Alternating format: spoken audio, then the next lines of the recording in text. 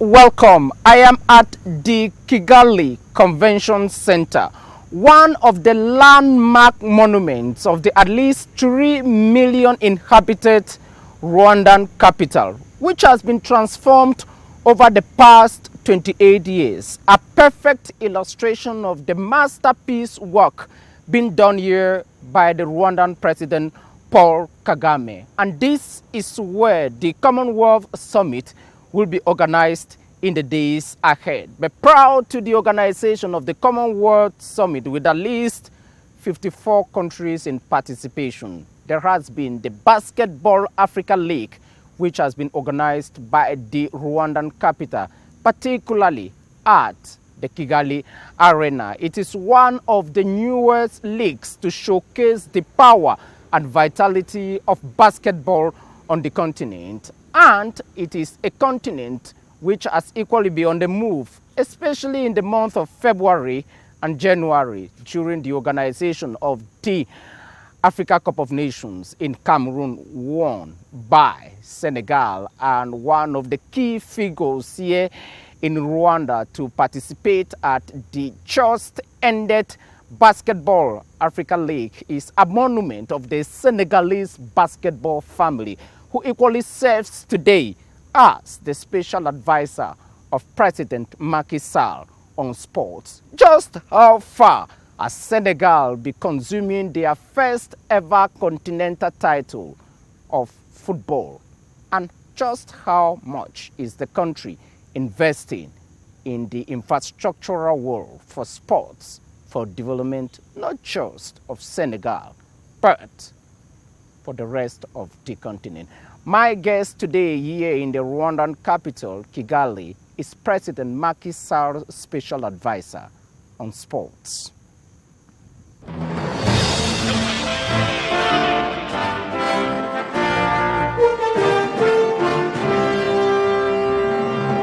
Ndongo Ndiaye, thank you very much indeed, and welcome to Globe Watch.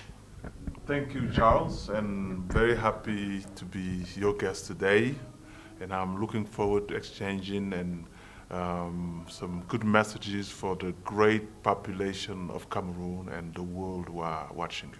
Well, let's start from the last African Cup of Nations, which took place in Cameroon. You are the President's special advisor on sports.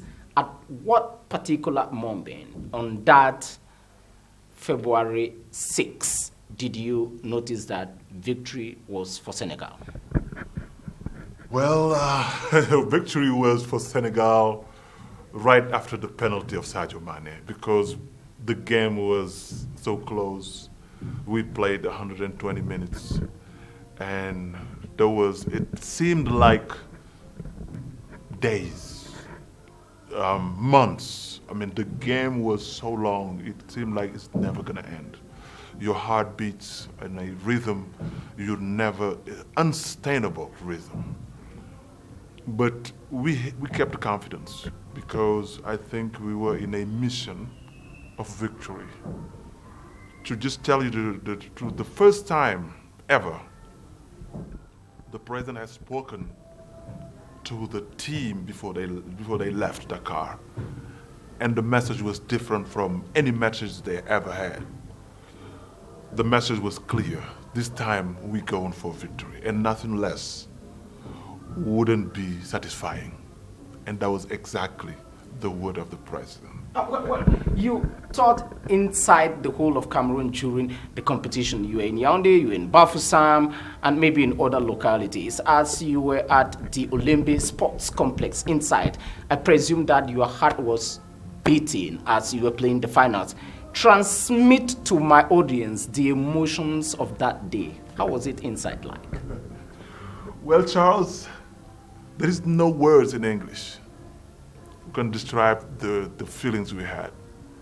The feelings we had before the game, the feelings we had during the match, and the feelings certainly we had after the match. They were extremely difficult moments sometimes, because the whole destiny of a nation, the sports destiny of a nation, was being played out right in front of our eyes. And there was a rhythm of heart beating unbelievably undescribable. But however, we kept our confidence, and I think at the end we deservedly so were victorious. And the feeling for us, the feeling for the Senegalese population, the feeling for our president were undescribable. And the nation showed what they had felt really to the players after when they got back to Dakar. You are the president's advisor on sports. What was the first call you made when the Senegalese victory was undisputable? Your president, Macky Sall, was in Addis Ababa attending the African Union Summit. Who was the first person you called? Well, my son, because he was so engaged, he got sick, like really. And he told me, Dad, you just, whatever happens, call me, because I'm not watching, I'm not gonna be there, just call me and let me know. So at the end of the game, I made sure before I call anybody, I call him. To like, hey, listen, young man, we made it. This time I told you this time could be the right one, and we've made it. So I called him, then I called my boss to call the president and just let him know that, hey, those are, and start working, because as soon as you win, things, you gotta work on the next step, how you get back, how you think, and all the things. So, we'll call my boss and, the president, His Excellency, so he gave us instructions on what we need to do and what's to be done. Really the calls come from everywhere else after that, because that was the first time for this great nation of Senegal, and we were really, really, really excited about it. This is the first time that Senegal, of course, undisputably one of the giants of football in Africa, was winning the Continental Trophy. How historic, how unique, how exciting was it for Senegal to win in Cameroon? Well, there are not words, as I said before, can describe what we were feeling. However, the behavior of the nation after sum it up. A day later, the 7th of February, Sure. we flew in on the straight flight from Yaoundé to Dakar. And the whole nation, except nobody, was out on the street waiting for their sons to come and share those unbelievable moments with that nation. That moment we've been waiting for since independence. It's just like something is missing on you. If you have this, like a nation of soccer, national sport like Senegal, and we've never had a cup. It's like something missing. And that day we accomplish it. We just become the African champion. And that day, things have changed. The nation just took a deep breath, like, How special was it winning from Cameroon? If you had won in Gabon, you had won in Nigeria, you had won in Egypt, how unique is Cameroon for Senegal? Listen, I'm to tell you the truth, I believe in God, and I think you do too. But there is a connection between Senegal and Cameroon. I know we're lions, you're the indomitable lions. We are the Teranga Lions. However, there is something between. I was telling somebody the last time I came here for a competition we won. That's when the ladies won the African Championship in basketball in Yaoundé also, and we won 2015. We won the last African Championship in basketball in Yaoundé. We won our first football African Championship in Yaoundé, and the funny thing was, the day of the final, in the stadium of Yaoundé, we couldn't have a better public. Like, even if we played at Dakar, we had 100% supporting. The only people you had were, the only people who supported Egypt were the Egyptians. So the whole nation of Cameroon was supporting us. So Charles, let me take this occasion to just say thank you, because you know it was not like something we've done for Cameroon, but they loved us for some reason, and we love them back. We just want to say, hey, Cameroonian, my people from Yaoundé, from Douala, from Bafoussam, from all over the place, we love you back because you showed us love, you showed us, support, and that's one of the reasons why we came out victorious. You advised the president, and you are saying that it's just a way of saying thank you. Is there a way of envisaging a trip? I don't know who is going to lead that delegation to Cameroon to say, we are here to celebrate with you people. Well, is Macky planning to do that? Well, we might have to do that. We done three big steps though. The biggest step was that day when we got the trophy, the 7th, when the Lions came in his speech, you can find it in the net. I read it immediately. Macky Sall was thanking the people of Cameroon, thanks His Excellency Mr. Paul Biya, and thank the people of Cameroon, because that was just the support, spontaneous. Yeah. And also our ambassador, actual ambassador, went back and saw, yes, and he went to see the local leaders of Bafoussam, because they were the first one who supported us. They prayed for us. They did all the traditional ritual for us to be well taken care of, to be well, and to come out victorious. So I mean, the whole ingredients, and I bet you there is something we can put on the line, and maybe the foreign affairs minister can come and just lead a delegation and say thank you.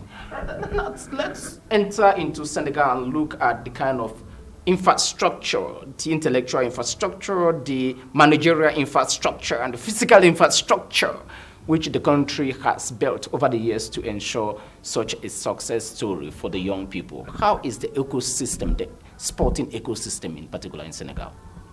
Well, it all comes out to vision, because right when he get in power, when he get into office in 2012, the President Macky Sall had a vision on sport and youth. He said we have a very strong part of a population under age of 35 and under 18. So we need to make sure they have an important part of our budget, of our commitment. So our budget was, at that time, the budget of sports was 0.6% of the national budget. Today, he said the first thing we do, we have to increase our investment in sports. We have to make sports a priority for the youth, but for the country. So to build a sports ecosystem. And we went from independence, 1960, to 2012. Senegal have expanded in infrastructure sports less than 800 million in maybe 50 years. Between 2012 to 2022, we are close to $1 billion on infrastructure, not only in Dakar, because Dakar was the scene once. That's a massive investment. This is a massive investment. And that's just putting it right where it's needed. Not only we've done it in Dakar, but we've done it in all the regions of the country. Yeah. Every capital of regional capitals, there was only 2 left, and they just had their stadium now, like a month or 2 months ago, which was a region of Kédougou and the region of Sédhiou. The outside world sees that infrastructure possibly maybe from the football perspective. What is being done to other sports like baseball, table tennis, and basketball, where of course you are one of the most celebrated legends in your country? We got the first arena in Africa. Before the Kigali arena, there was a Dakar arena. Yeah. And the Kigali Arena is 10,000. We have 15,000. We have an NBA gym. We can legitimately organize a NBA game, and we can host any type of event in basketball. In 2019, we host the most popular ever sporting events for women in the world in basketball. We had 20,000 people inside the stadium and 25 outside, just trying to get in. So those are the things in basketball. We have it in track and field today. We have built a new track and field, and we built in other infrastructure because we are hosting the world. In 2026, you know, we have in the Youth Olympics coming in Dakar. We have to have the infrastructure to go with it. We're ready for AFCON of football. Anytime we can get it, we're ready for it. We're ready for a AFCON of basketball. We're ready for a World Cup or a cup of swimming because we have swimming pools in the regions. So those are things a legacy the president had left for the youth of his country. Just after Senegal won the Africa Cup of Nations, you equally qualified for the World Cup 2022 in Qatar. And between those two events, you inaugurated one of Africa's ultra-modern stadia. The big names of the football industry there. Gianni Infantino used to be guest of this program, just like Patrice Motsepe, the president of the Confederation of African Football, as an advisor to the president of Senegal on sports. What is your role? My role is to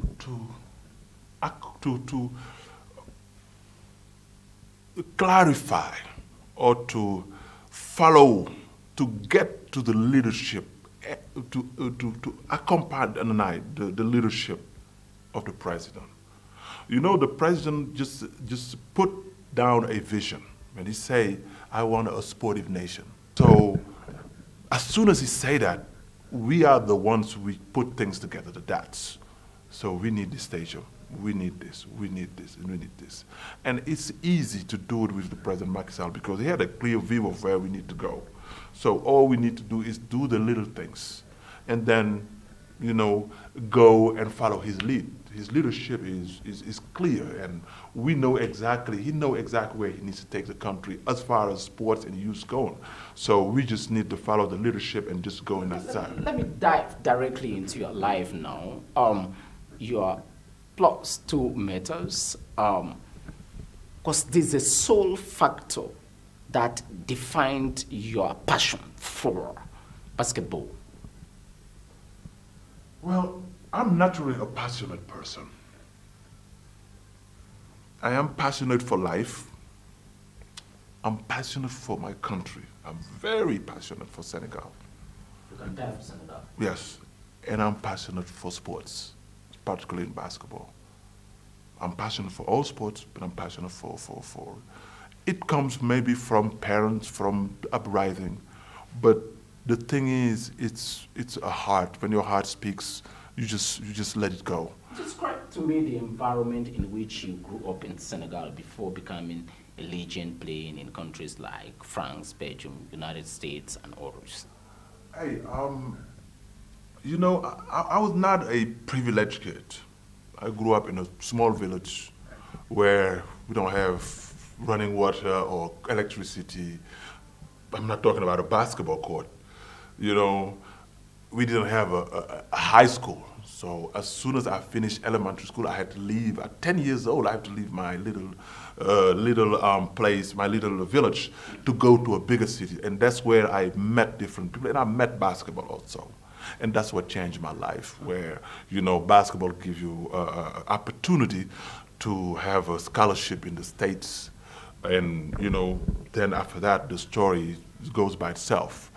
Get a great education in a very good University of Delaware. And, you know, came back and played professional for many years. You know, got to travel the world. And then came back, went back to school, get a master's degree, and came to share my experience in front office, in the biggest office. You have acquired all this knowledge. practicing basketball at the same time sports management through education, which you have acquired. 2006 was possibly a very unique year for you when it comes to your career. 2003, 2012. How unique are you in the basketball world? Just to indicate that there are roughly 450 million people who play that game. Absolutely. Hey, I'm a part of a ecosystem. You know, in the ecosystem, you have the human part, you have the material part, you have the financial part.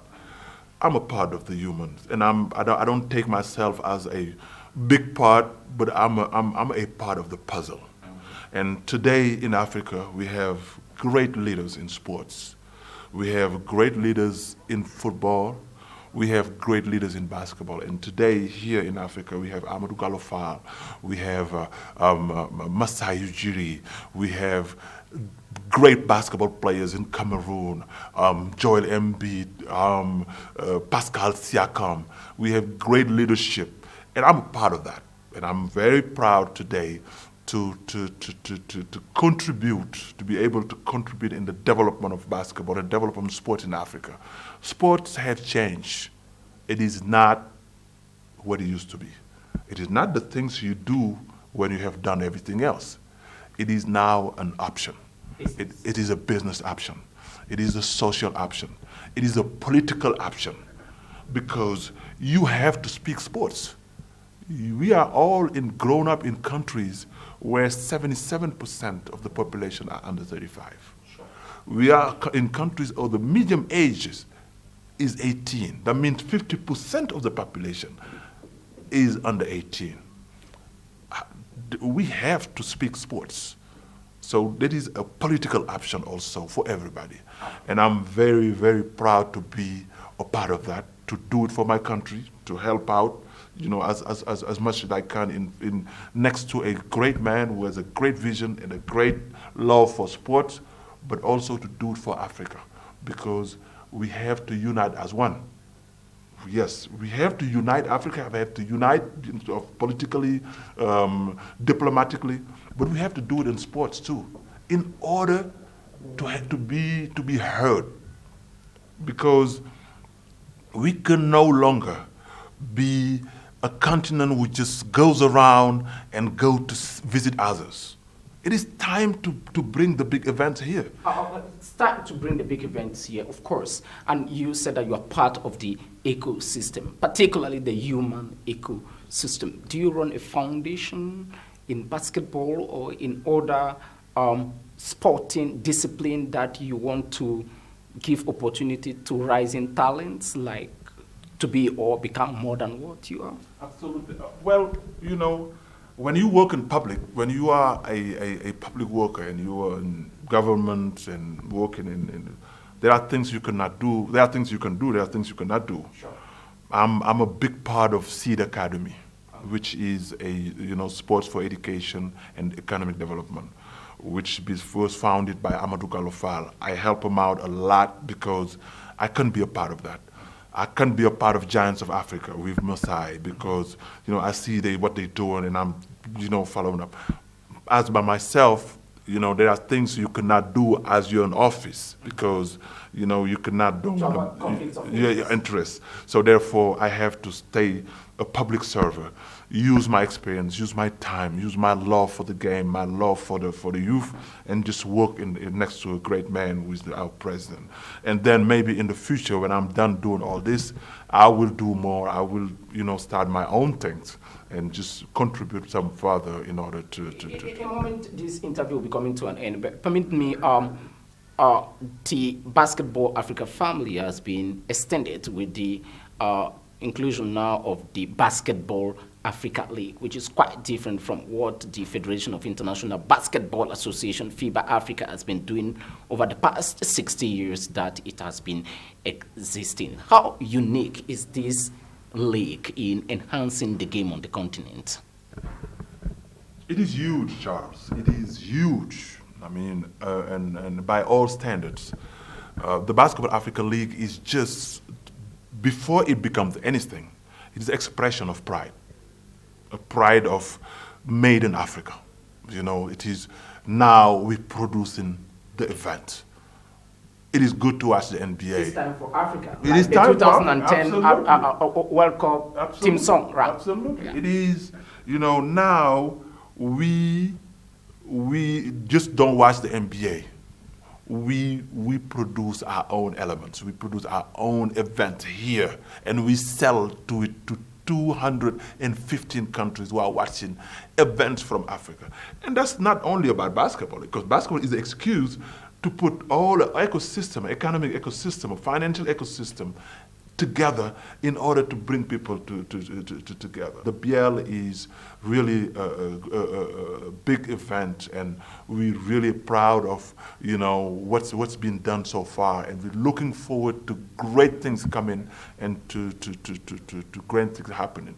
But as I told you at the beginning of my speech, it is time for Africa. It is time for us to bring the big events. We can no longer just be satisfied on just going to watch the Olympics in other cities. We got to bring it here. We got to bring the World Cup of football in Africa. We got to bring the World Cup of basketball in Africa. We got to bring the big events in order to show our children that the big things are not happening anywhere else. It's happening here. It can happen here because we have all the tools. We have the human resources. We have the financial resources. We have what we need to make it happen here. And that's our job. And that's our next commitment as advisors and as people who go with the vision of their boss. And with that, we come to the end of the interview. The special advisor to the president of Senegal, Macky Sall, on sports, Ndongo Ndiaye, you partially have a Cameroonian name. Thank you very much indeed for being guest on Globe Watch. Thank you, Charles, and thank you again for the people of Cameroon.